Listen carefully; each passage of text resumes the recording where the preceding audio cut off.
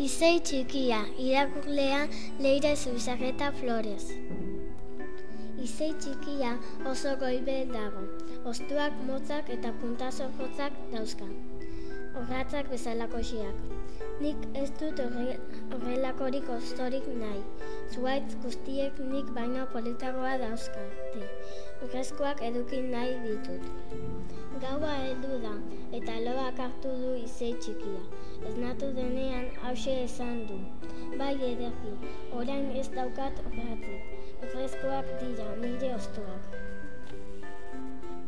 Lapur bat dabil oianean, ikusi du zuhaitza, eta hosto guztia lapurtu dizkio. Negarrez hasi da izei txikia, ez dut urrerik nahi, gehiago. Kristalezko hostoak eduki nahi ditut.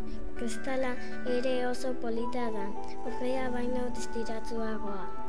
Urrengo goizean poza zoratzen eta kantari esnatzen da. Ez naiz urrezkoa, ez naiz urrezkoa, kristalezkoa dira nire hostoak.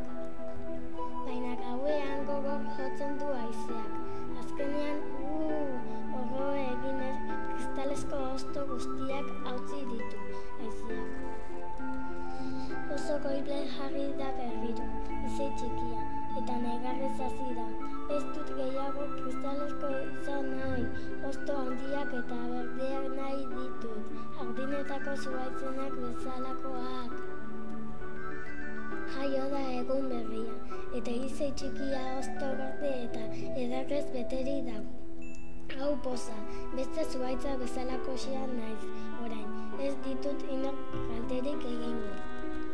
Baina laster agertu da antz bat, bere antzumetxoakin.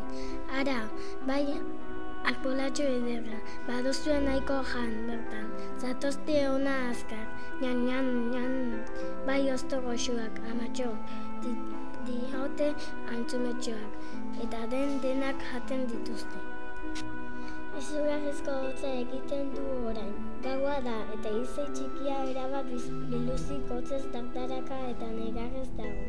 Ez daukat hosto bat ere, ez urrezkorik eta ez kristalezkorik, ez da berderik ere. Orratzen antzeko hostoak hostotxo osorrotz haiek baneuzkan.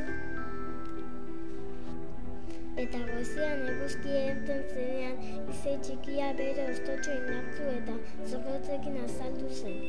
Eta ez zizkion gehiago inor kendu. Azkenean altua eta handia egin zen zuhaitzura.